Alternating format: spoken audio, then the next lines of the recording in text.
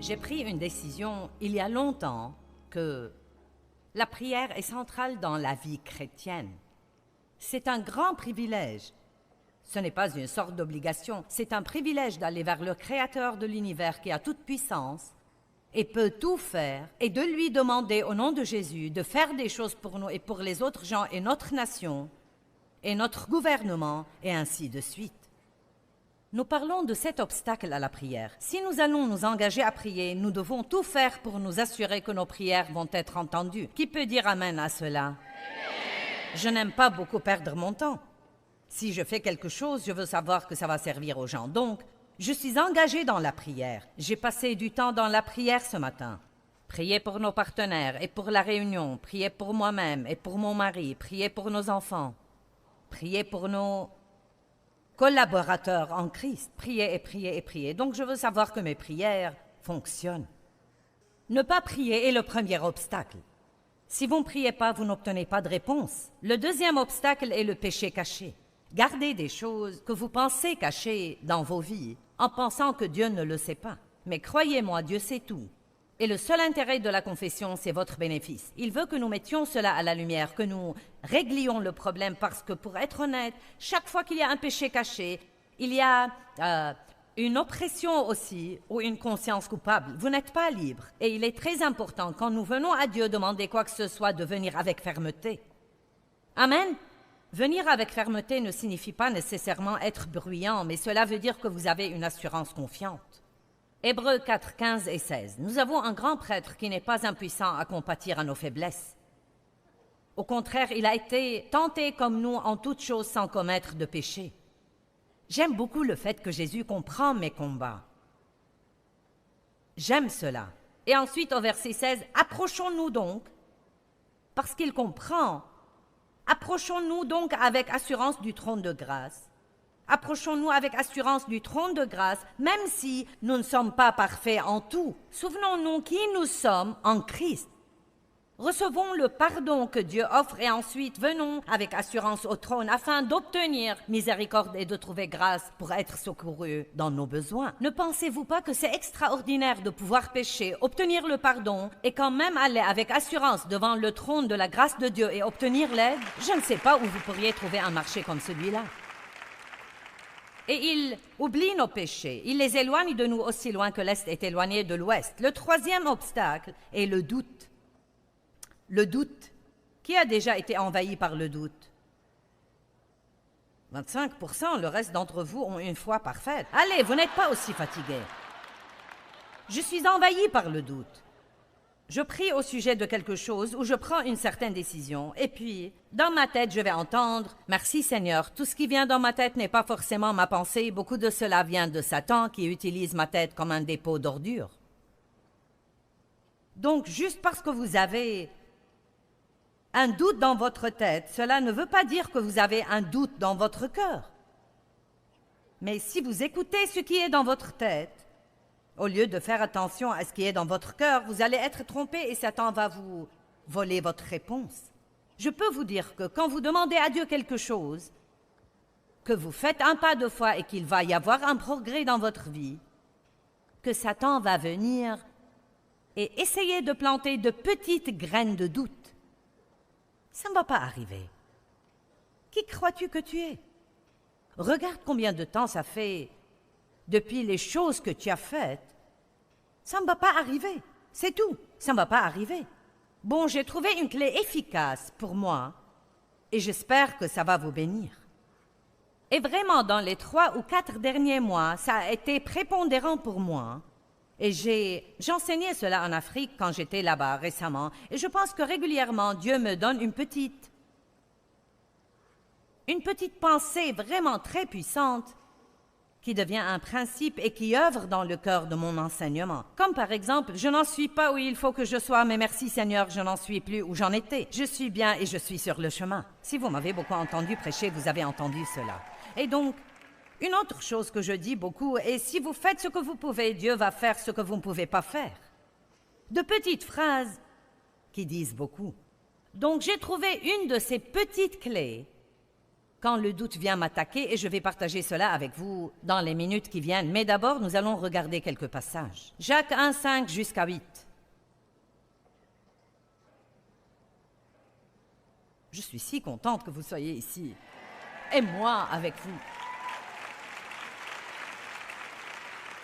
Ok, si quelqu'un d'entre vous manque de sagesse, ça veut dire si vous vous trouvez dans une situation et vous ne savez pas quoi faire. Est-ce que j'ai quelqu'un ici? Bien. Si quelqu'un d'entre vous manque de sagesse, qu'il la demande à Dieu, qui donne à tous, pas juste à quelqu'un, qui donne à tous, libéralement, simplement et sans vous reprocher vos fautes, et cela lui sera donné. Cela lui sera donné. Pas pour vrai où il y a des chances qu'il le soit. Cela lui sera donné. Mon Dieu, si nous lisons vraiment la Bible, et prenons le temps de la regarder mot après mot et de la méditer. Ne lisez pas la Bible en quantité, lisez-la en qualité. Ce n'est pas combien vous avez lu, c'est combien vous tirez de ce que vous avez lu. Ce verset dit quelque chose d'extraordinaire. Si vous ne savez pas quoi faire, demandez à Dieu et il va vous aider. Il ne trouvera pas de faute chez vous. Il ne va pas avoir de ressentiment envers vous car vous n'avez pas toujours été ce que vous auriez dû être dans le passé. Demandez et Dieu va vous aider. Regardons la suite. Verset 6. Mais qu'il la demande avec foi, sans jamais douter, ni hésiter, ni transiger. Cela veut dire que nous devons aligner nos pensées sur ce que nous croyons et nous y tenir. Ne pas changer nos pensées et être indécis. Une minute, je pense que je crois, et la minute d'après, je pense que je ne crois pas. Je crois que c'est ce que je veux que Dieu fasse. Non, je ne sais pas si c'est ce que je veux que Dieu fasse. Car celui qui doute est semblable au flot de la mer agité et poussé, d'un côté et de l'autre, et ballotté par le vent. Qu'un tel homme ne s'imagine pas qu'il recevra quelque chose qu'il demande du Seigneur. Pourquoi? Parce que ce doute devient une route barrée. J'ai prié avec foi et j'ai fait sortir ma prière.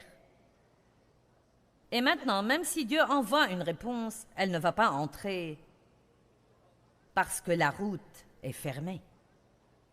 Vous dites, dis-moi vite. Quelle est la réponse? Dans une minute, mais je veux que tu aies faim de cette réponse. Marc 11, 23.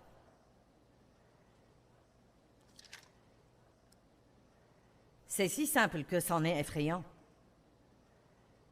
Je vous le dis en vérité, si quelqu'un dit à cette montagne, ôte-toi de là et jette-toi dans la mer, et s'il ne doute point en son cœur, mais croit que ce qu'il dit arrive, il le verra s'accomplir.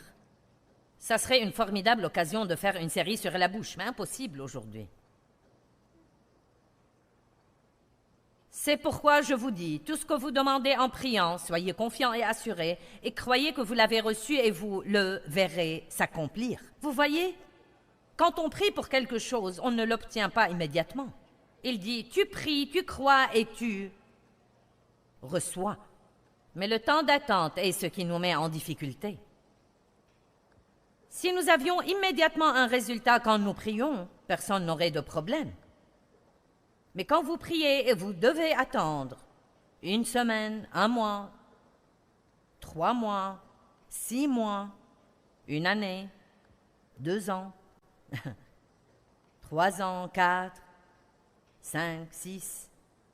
Oh là là, ça donne le temps au diable de manipuler vos pensées. Amen. Donc, j'ai découvert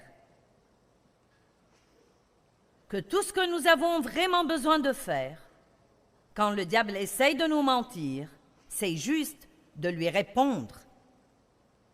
Apprendre comment répondre au diable. Hein? Bon, d'abord, c'est ce à quoi vous ressemblez tous. Tout d'abord, réalisez que toutes les pensées qui viennent dans votre tête ne sont pas de vous. Donc, ne les prenez pas comme venant de vous, ni comme étant les vôtres. Si quelqu'un vous offrait du poison, vous ne le prendriez pas juste parce que c'est quelqu'un qui vous l'offre. Et Satan offre d'empoisonner nos vies, sans dire combien de fois par jour il met de fausses pensées dans nos têtes, mais la Bible dit que vous pouvez chasser les mauvaises pensées et garder les bonnes. Nous avons deux intelligences, de la chair et de l'esprit, et vos pensées devraient être vos pensées, et vous ne devez pas penser quelque chose si vous ne le voulez pas. Vous pouvez choisir vos pensées avec attention, vous pouvez en jeter et en garder d'autres. Ça a l'air d'être un gros travail, Joyce, n'est-ce pas? Laissez-moi vous dire quelque chose, vous n'allez pas être un chrétien fainéant et être victorieux. C'est pourquoi j'ai dit hier qu'être chrétien n'est pas pour les faibles, c'est un travail à temps plein. Amen. Vous pouvez aller à l'église chaque semaine et aller à la maison, être malheureux toute la semaine et retourner à l'église puis à la maison. Vous pouvez faire cela pendant 50 ans et vous irez sans doute au ciel parce que vous croyez vraiment en Jésus, mais vous n'aurez aucune joie ici. Vous n'aurez jamais aucune victoire et personne ne désirera jamais ce que vous avez. Donc, pour le bien de Jésus, il est temps de prendre le dessus et de réaliser finalement que la Bible dit que nous sommes les représentants de Dieu sur la terre.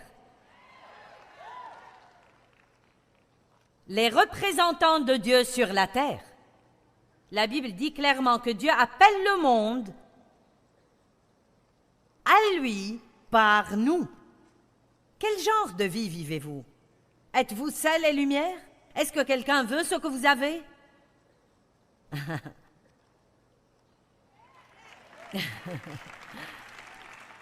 Je vous laisse avec cette pensée.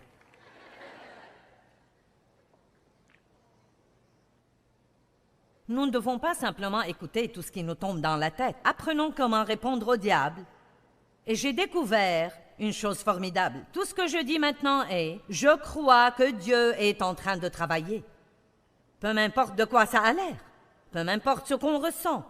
Peu m'importe ce que je vois et ce que je ne vois pas et depuis combien de temps, je crois que Dieu est en train de travailler. Et vous savez que c'est vrai. Quand vous voyez un résultat, c'est le résultat de ce que Dieu faisait alors qu'il était en train de travailler et que nous ne le voyons pas.